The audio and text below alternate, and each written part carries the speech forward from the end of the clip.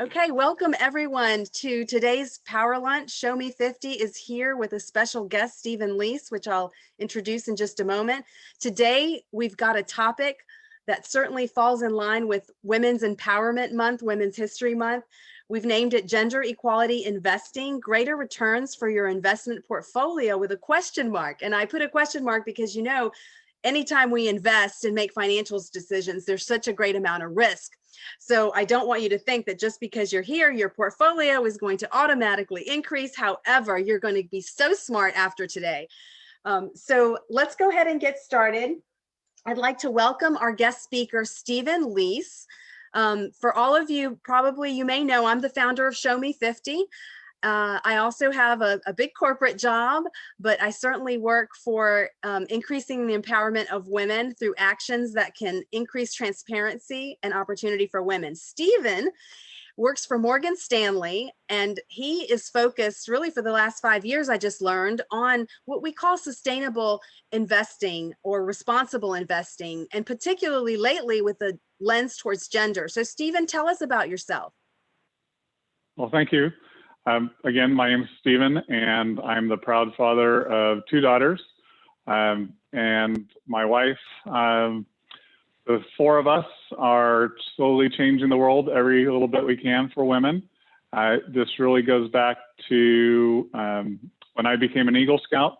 I got my first job sight unseen. Jump forward, my daughters are in Girl Scouts. I'm helping them. I'm looking ahead for their next decade to when they get their first job. And I was asking people the question, what can a woman do? What can a young woman do today so that she will get a job sight unseen in our society? And people didn't have an answer for me. And I said, well, that's not my experience.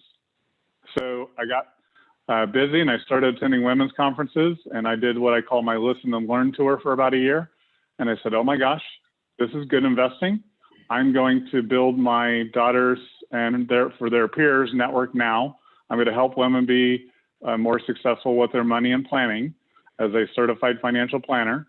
And it has been absolutely amazing the last 5 years for me. I can clearly say I live a purpose-driven life and love every moment of every day helping to make sure that women have more power, more influence, and opportunities in our society.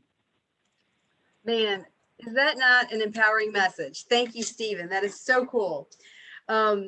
And welcome everyone. I see some people join San Diego, Nairobi, Kenya. How cool is that? Houston, Texas. Please do put the place where you're joining us from in the chat. Love to pass that along. Wilmington, North Carolina. So let's get started. I've got a few quick things to go through. For those new to ShowMe50, just want to let you know that our approach is really, we want to achieve 50% women in senior leadership positions across organizations globally. And we do that through creating the motivation to act at events like today, as well as providing the ability for employees to influence change in their companies and address the 4 areas known to fix gender bias and create equal opportunity. And you see them located on the right: gender bias education, transparency, gender neutral flexibility, and executive accountability. We also work very closely with Lean In. We are a Lean In regional network. And we believe that on the left, if you enhance women's skills, and on the right, if you enhance company policies and practices, that's where you can get to equity. Okay, with that, I'm going to introduce the concepts that Stephen's going to take us through in detail. The first is ESG, and I'd like to throw out in the chat, who out there knows, well, you're seeing it right here. I've defined it for you, E, S, and G. Have you heard of the term sustainability? What does that mean to you? Can somebody just type in the chat, when you think of the word sustainability and these concepts of ESG, what does all that make you think of? How do you define the world of sustainability? Or if you have if you want to chime in, you can verbally say it. Green environment. Marcella, thank you. Says green environment. Anybody else? What is sustainability? Taking care of our planet. Thinking about the effects of how we impact today and tomorrow. Less waste and recycling. Yeah, all of those things. And you can see them here. 3 pillars of sustainability are what I call environmental care. When you look at an organization, a business, are they operating with environmental care? Are they socially responsible? And do they govern ethically? So there you have it, ESG, and more to come, because more and more companies are being very outspoken about what they're doing to be sustainable.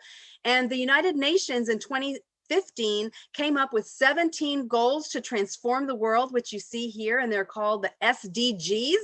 So you might want to get that in your vocabulary, SDGs, the Sustainable Development Goals. And can anybody guess which one of the 17 is my absolute favorite? Number 1 through 17, I'll give you a hint. Number 5. I even have this awesome palette that I got. Okay, so now we're going to jump into the topic today that Stephen's going to walk us through, but I'm going to show you this video, which tells us that Morgan Stanley has created this wonderful program, HERS, and I'm going to let you see it and learn it for yourself. So let's take a look. Turn up your volume. Our initial research shows us that having a more gender diverse workforce is good for business. I'm Jessica Alsford, Head of Global Sustainability Research at Morgan Stanley. HERS is the Holistic Equal Representation Score. It's a way of measuring gender diversity within a firm. The 4 variables within the score are percentage of employees, managers, executives, and board members that are female. So our initial research showed that the most gender diverse firms globally outperform the least gender diverse firms by around 3 percentage points every year. And so we've showed that by looking at gender diversity, you can impact the risk-adjusted returns of your portfolio. Our analysis showed that it's diversity level that really makes the biggest difference. And yet, it's at the executive and manager level where there's still a lot of work to be done. I'm Jessica Alsford, and we are Morgan Stanley. Okay. That's pretty cool, right? I love the statistic that says that the more gender diverse companies outperform the less gender diverse companies by 3 percentage points in your portfolio. So 3%, I don't know about you, but 3% of anything multiplied over a whole career, for example, if it's in your portfolio, that certainly adds up. So Stephen, with that, I am going to stop sharing and I'm going to turn it over to you for you to share your screen so that you can tell us more about gender advantage investing. And while we have a minute, I'd like to engage the group. Does anybody have in the chat or verbally, do you have any thoughts on the video that you just saw? Whoops. You know, I'd love to hear from you. What do you think? Do you manage your portfolio through the lens of sustainable investing? Do you have some mutual funds that are in the SRI world? I'd love to hear something from you. So here we go. Agree with the stats. This is great. Susan Hitchcock. Hi, Susan. Says she agrees with the stats, but companies don't seem to be aware. What else? Anybody else have any comments? Thoughts? Well, today, Stephen's going to walk us through, and then I'd love to continue to have this dialogue. Feel free to write in the chat while Stephen's talking, and we can also stop and have questions as well. I will kind of moderate and call it out. Some people are using Ellevest to find impact investments. Some people haven't really focused a lot on social impact investing. So Stephen, this is our chance to tell them why they should consider it. So take it away. Very good. Can you see my screen and can you hear me? Yes. Very good. So at a very high level, just what is it that we're talking about? Investing with impact, sustainability. It's really the combination of our financial goals, which we've always had, and everybody should be managing their money to your financial goals so that you know where you're going and get to where you want to be. But we're adding this impact goal, or we're adding our values. So we're aligning our money with our goals and our values, and all of that combined is this general concept of investing with impact. And honestly, if you told me so my background, I used to work for Intel I'm an electrical engineer. And if you told me 20 years ago I was going to be investing my values or to my heart, I'd be like, wait a second, that I would have said, no, I don't get that. Jump forward to where I am today, and I can honestly say, there's no other way I would be investing. So that's the general concept. And when you look at this, there are a lot of different ways people can be investing and have motivation to be investing this way. This is a whole list of areas that people might be doing it. We might be doing it ourselves. We might be on a board for a nonprofit, and that nonprofit's looking at ways of doing this. Endowments, donor advised funds. I like to lump all of this into one general category, and that is if we're dealing with investable assets that we influence and or control, they can have a gender lens or an investing with impact, a values part overlaid to those investable assets. So it can be a 401k, it can be an IRA, it can be a trust account, it can be the foundation's endowment. Anywhere that you are investing money can at least have a carve out, a lens, or the whole portfolio, depending on you, your family, or the organization. And a lot of people, I'm going to jump to a slide here. A lot of people will ask, what is the performance? And this is an example. We're looking at two different indexes. We're looking at the S&P 500, so the largest 500 companies in the United States, and we're comparing it against what's called the MSCI KLD 400 Social Index. And basically what has happened here, the difference between these two portfolios and Stephen, is the 400. Can you tell us this? You know what, we hear the MSCI quoted a lot. What is MSCI? And what is, this KLD 400? Yeah. So anyone can create an index in the world and you just publish it. And so I could publish the index and call it the Stephen Lease Index, right? So it's just a published list of companies. So MSCI runs a lot of these. This happens to be their social index. And what they're doing is they're taking the S&P 500 and they're taking ESG data. And they are cutting out the lowest performing ESG companies. So effectively lumping off the bottom 20% of the S&P 500 according to ESG data. And then what you can see over time is, incrementally, there's not a huge difference between these indexes.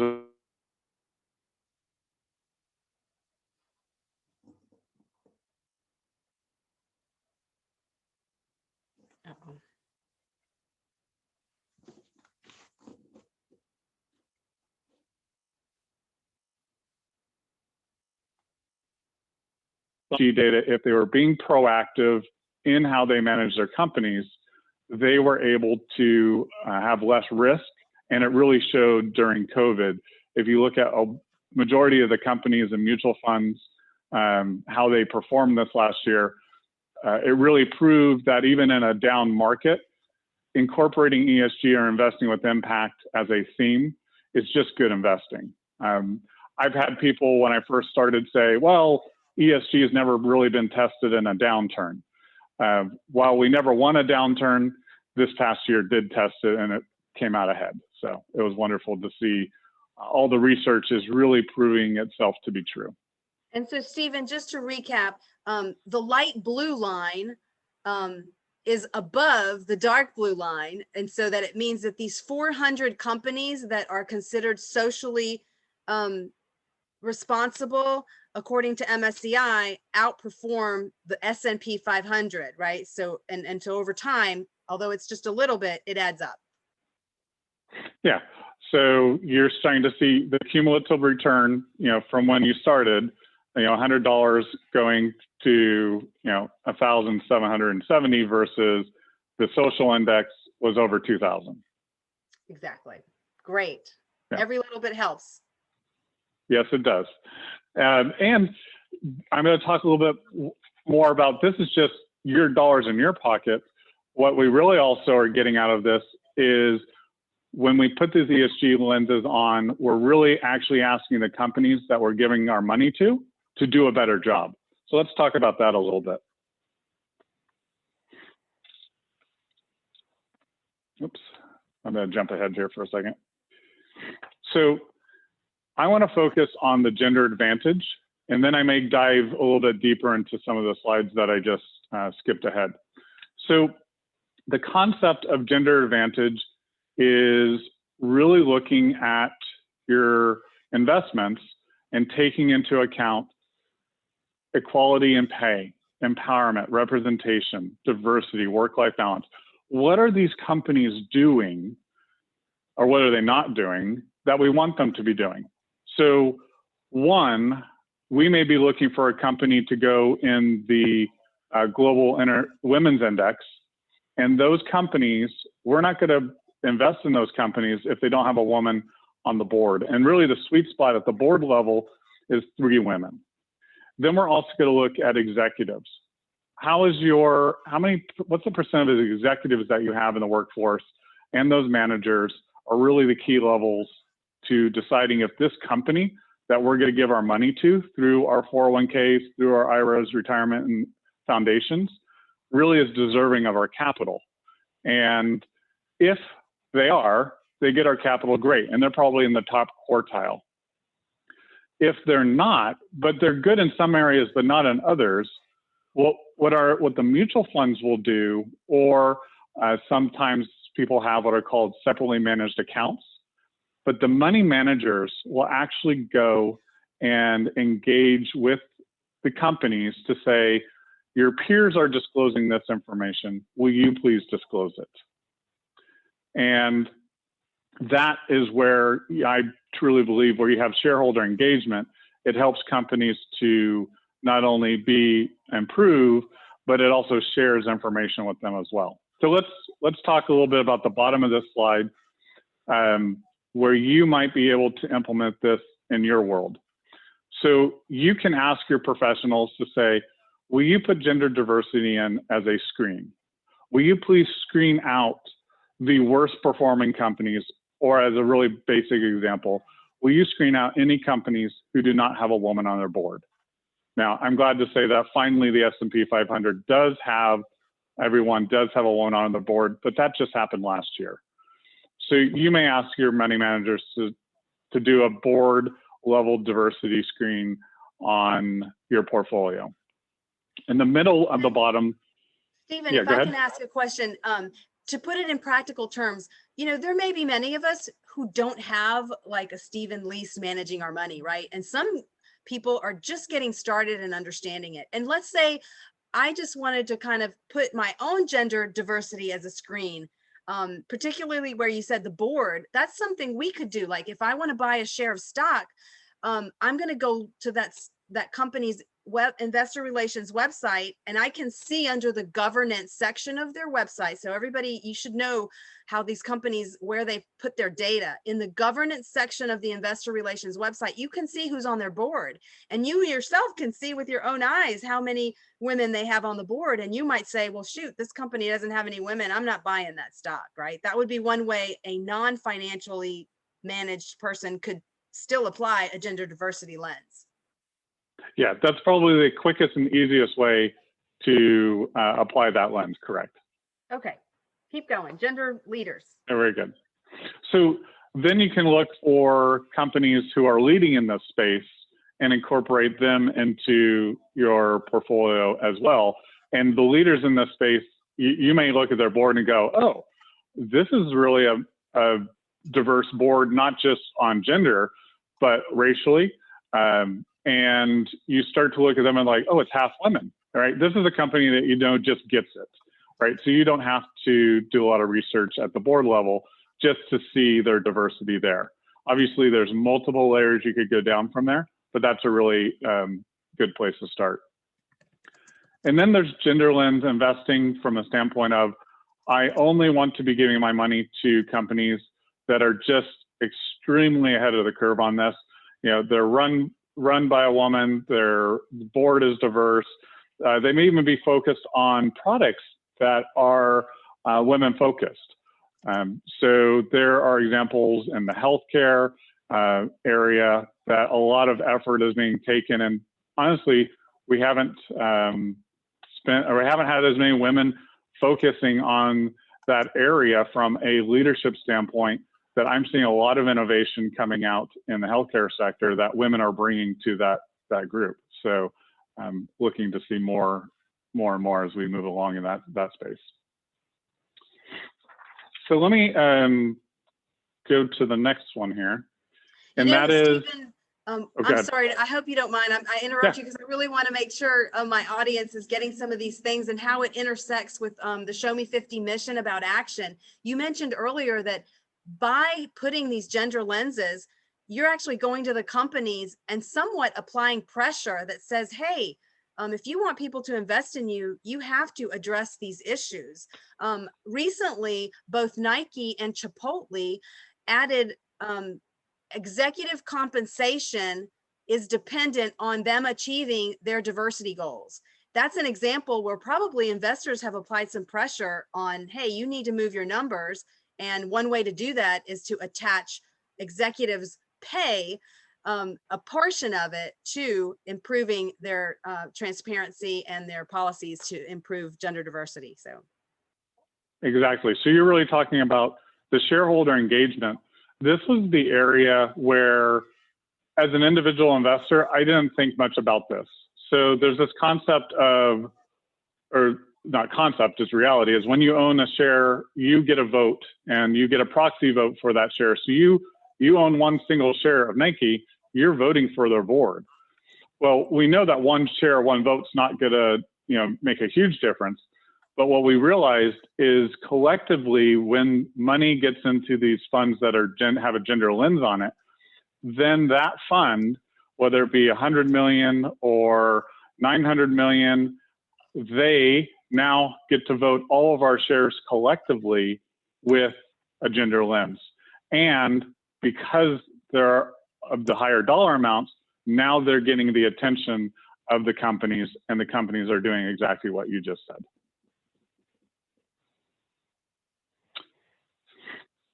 So let me highlight a little bit about how this ESG data is being used. We had, in the beginning, we had a bunch of comments about environmental, social, and governance. And so this ESG data, if you take it and you start drilling down into it, can apply to all the different topics that are on this page, like climate disclosure. What are you doing? What's your CO2 emissions that your company is? What's your plan to reduce those? You're starting to see companies like Morgan Stanley say we're net carbon neutral or carbon zero in the future, and where companies are putting out dates and saying we're going to do this by this date now. You're also looking at the governance practices. What are the ethics of how you do your business? The social, really focusing on the people and the human rights aspect of running your business. So I like to tell people this is the triple bottom line. I want my money to go to companies that are focused on people, planet, and profit. And I want them to manage their company to the triple bottom line. Because if they're really focusing on all three of those, they're most likely going to have a performance opportunity above and beyond other choices that are out there. And, I'll mention this back to ESG and the word sustainable, and to what Stephen is saying, right? Especially investors want to know that a company is going to exist long into the future, right? If you look up the word sustainable, I mean, that's what it means, right? That something's going to keep on going. And so the way that investors can ensure that is making sure that they are managing and well with the environment, right? That they're not using up all the natural resources, that they're prepared for climate change risks, that they are maintaining their talent, that they are being ethical in how they run their business. And so it goes hand in hand with being an ongoing business if you manage with ESG. So I certainly want to invest in those types of companies. Yeah. And this can be done for you. So like I was talking about that index does this for you at a very simplistic level, lumping off the bottom 20%. You can find mutual funds or money managers through the SMA, professionals like myself, who we know where to put the money such that it's already doing these things. And then we actually run a report that drills down with a lot of analytics to show you your performance from a value standpoint. So just in the beginning, like I said, we want our money to be aligned to our goals and to our values. Our money aligned to our goals, we should have a report every year that says, how are we doing? Are we on track to that goal, whether it be retirement, starting a business, buying a house, whatever, vacation home, whatever it is. And we see the performance in that, and we get a confidence number to how close we are to achieving that goal over time. There should also be a report now. You should ask for this from your providers, however you do your money management, is to say, can you show me, or do you have a report that will showing me how I'm investing to my values? And when you first run that one, you might be surprised. There might be some adjustments needed, but that is the third report now that you need to start asking for. Traditionally, it was all about performance. How am I doing? What did my stock do? Then we added goals and what's my confidence level to achieving that goal? And now it's adding the values. How's my money aligned to my heart and what I want to see in this world? So Stephen, let's stop here for a minute because we have a good question and I want to touch on what you just said. I love this concept of aligning our financial goals, which really should be our life goals, right? We see the commercials where people are like, well, this is my goal based on what I'm passionate about. Now I need the money to do that. So when we add this goal alignment, this values alignment, would we ask them, hey, is that the word you use? Show me a report that aligns to my values. And then how do you articulate your values? Do people have like a survey that you take that says, hey, what are your values? Yeah, there is a survey, because you can do it around religion. You can do it around the ESG that we've talked about. All the things that I'm doing that I'm really focused on have to do with gender and race. So, gender and racial equity is where I focus the majority of my time. But there are other managers out there that are focused on, different religions, very focused also on climate. Or instead of getting too specific, you can just say, I want broad ESG. And broad ESG incorporates all the things that we're showing on the screen right now. Okay. Ewer had asked the question. Ewer, does that help you with the question that you asked? You can just type in the chat. Okay, yeah, she's good. Okay, thanks, Stephen. Keep going. Okay, very good. All right. So, well, we were really talking about the, let me see here. We're jumping around just a little bit, but let me hit the shareholder engagements briefly here. Down on the bottom right, what you're starting to see is the number of issues that shareholders are proposing to boards is increasing in the different areas that are listed there: corporate, environmental, labor or people, and executive pay. So over time, those are continuously increasing because companies haven't, not all companies have focused on that, and we want them to. Especially our larger corporations, we want them to be really good on the ESG space. I would say a majority of them are getting there. They're not perfect. I think parental leave is a great example. So if you are looking at a company and whether you want to work for them or you want to buy their stock, if I see a company that says that we have maternity leave, that's going to be a little flag to me that says, okay, great, that's a good thing to have. But most companies are now using the term parental leave for both the father and the mother, or the mother, both mothers or both fathers, however it may be for their situation. But now there's this parental leave that people are putting into the nomenclature. And nomenclature is really important when you're looking at what these companies are truly doing, just as an example. Stephen, we had one question, which is, we kind of have some ideas on how to do this, but thought we'd ask you. If someone's never invested before, let's say they have, $500 and they want to start, right? You would think you need to open a brokerage account somewhere, right? But then how would they pick an SRI mutual fund? What would be the easiest, simplest way for somebody to invest in ESG and investing? What would you recommend? Sure. So the first thing I ever ask someone who's just starting to invest is I actually ask them, do you have a rainy day fund? Do you have some cash set aside so that if something happens in your life that you can still pay the bills for a period of, like, say, 3 months? And if they have that, great. So now this $500 or $1,000 is truly extra money that can be invested. Then there are ways that almost every company has to get people started. You can do, E-Trade has portfolios where you can go in, and if you really search for ESG in the search fields, a lot of times they'll come up, search ESG or sustainability. There should be a filter for people to find those. I would definitely suggest not just buying one single or a couple companies if you're just starting, but find an index that you want to invest in using the ESGs, like the 400 example that was done earlier. There are others out there. A gender lens ETF that's out there is SHE. For the purpose of this call, I'm not recommending a specific investment, but as an example, SHE is an ETF which is basically looked at companies that are doing great things for women, and they have picked the companies in an index accordingly.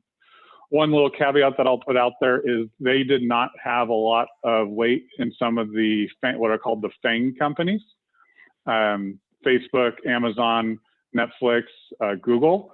And so if you look at that performance of that index, it is trailing the S&P 500 at this point in time. So you need to be conscious of these indexes and how they perform, what they have, and all of this can usually be found on what's called a fact sheet when you look at those investments. About a 1 to 2 page overview on what the investment is. Always look at that. And then you also have the more detailed proxy on, or prospectus on what the ETF or mutual fund is allowed to read. However, those are a lot longer, and but they are available to give you a complete picture of how the investment works. Stephen, someone's asking about recommending a book for women beginners. I would, shoot, this whole financial thing is so challenging. I don't know about a book. I personally like just going on websites. I mentioned earlier, Susie Orman is a great financial person that I followed. You've got Jim Cramer on CNBC has a lot of good educational pieces. I'm sure Stephen and through Morgan Stanley. In fact, the website where I got that video, they've got a lot of great information there. So maybe there's a book, but here we go. Stephen's got one, Women's Guide to Finance. So this guide has both financial and career. I give it to anyone who asks for it. So just email me, and then I'll send you the PDF. It is long. I think it's over 100 pages, but each chapter has a topic. So pick the chapter you're interested in, and then go scan it, read it, and try to glean the tidbits that are most applicable to your situation. I think you sent it to me. It is awesome. Yep. Yeah, it's that one thing that is as inclusive as you want to get for sending out an initial PDF to folks, but at the same time, you don't want to overwhelm them. And what we realize is, just like learning in anything, when we have a journey, we are at one place, and it's about getting to the next place. And we don't know what that is. When we set out on a journey, we don't know necessarily where we're going, so we need to find a map. We need to talk to people who have been there before. So just think about investing it's a journey. It's like going on a trip. Ask questions, read, go to your trusted resources, and it will start to come together. Some people will go on a trip with a tour guide, right? So you just kind of show up in that mode. Other people will do everything on their own. Some people will hop in a van and just go and not even know where they're spending the next evening, just you start driving. So we all have different ways of doing this. Just know where your trusted resources are and who you can reach out to. And you'll start to find there's your 401k. You'll look for in your 401k, look for a sustainable investment. They will usually have a couple, one to three is what I've seen so far. Look for your own individual accounts. You can control more of those, whereas your 401ks have a pre-selected list to choose from. I love the idea of the 401k. You know, it's money that we already have in there, so why not use it in the SRI world? Stephen, with our remaining few minutes, how about, are you okay if we open it up to some questions and see if anybody wants to ask some questions directly? Yeah, let's do some questions. Let me hit one more thing. Like what we do for our clients is they'll have an IRA at Morgan Stanley, but they will link in their 401k, and we'll run all the data analytics on all of the money to make sure that it ideally aligns as much as possible. That's a great program, right? So back to connecting all your goals and all your activities. So thank you for sharing that. So yeah, definitely check out, email Stephen. You know, he put his email in the chat box. Email him for the copy of the book and to ask him about, hey, how might you get involved with Morgan Stanley? So let's see, does anybody want to verbalize any questions? You're welcome to just speak up. Turn on your microphone. I have a question, Stephen. I've been an investor for some time, and I've gotten burnt many times. And I have a question pertaining to some of the things to look for. It used to be the unemployment rate. Now with COVID, things have changed so much. Or are there any specific things that those of us that have been investing and continue to invest should be looking at as things to look out for to make sure that we're taking care of our, our portfolios? So there's lots and lots of data of what you were starting to hint at. I like to bring it back to a little bit more of a simple concept, and that is, do you have the money in the right buckets? So do you have your now, we have these three buckets that are called now, short, and long. So your now bucket, do you have money for the next year in your now bucket? And that should be just getting a little bit of interest in the account, not basically no risk. In your short-term bucket, 2 to 5 years, are you really looking at trying to beat inflation in that bucket? That's what we try to do. And then 5-year plus money, that's when you can start to look at the long-term trends of the economy.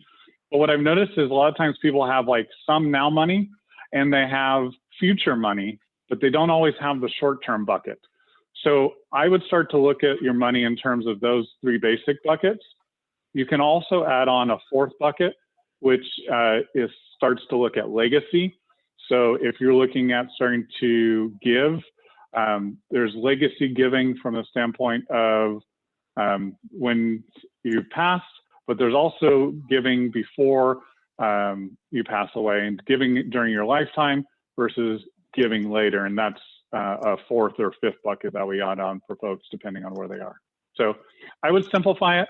And then when you're looking at each of those buckets, then look at the economy according to the time frame of those buckets. Great. Anybody else have a question? Okay, Stephen, I want to leave it to you. Do you want to make any closing remarks?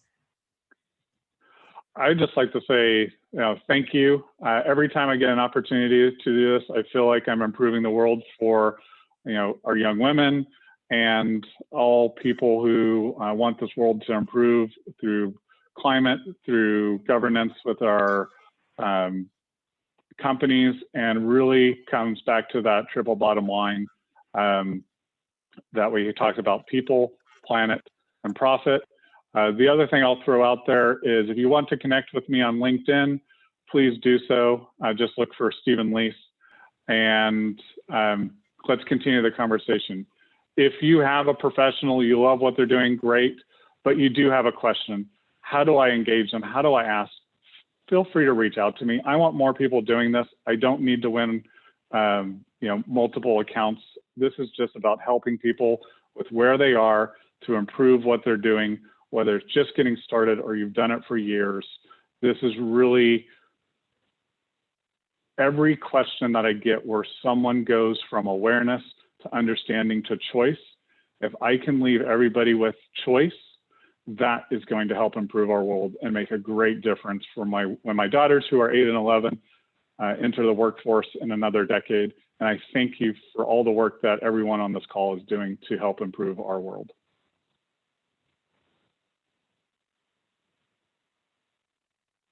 Oh, you're muted. That was weird. Okay, thank you, Stephen. I want you to know on the chat, people are saying this was so informative. And I wanted people to know that Stephen actually reached out to me. He had seen some of my posts and he wanted to proactively, give back. So I just have, nothing but thanks for Stephen's support and for sharing this knowledge. And I put on your screen, Stephen gave his Morgan Stanley time for us to just give back to the community. So thank you. If you all want to provide any funding for ShowMe50, $5 or whatever, it would be much appreciated so we can keep on going. And there's stuff on your screen on how you could contribute. So with that, I have nothing more. We still have a couple of minutes. If anybody has any more questions. Some people say this has opened their eyes, and no matter where you are in your investment journey, it is never too late to start, and you can start small. I've been coaching my niece who just started a new job out of college, and we're starting small, and I'm helping her on some education. So I'm definitely going to add this, Stephen, to my education. So with that, thank you so much, and we will post the PowerPoint presentation for 1 year on the ShowMe50 website along with the video. And thank you for your support. And I hope you guys have a wonderful day. Bye, everybody. Thank you. Thank you. Bye, Stephen. Bye. Thank you.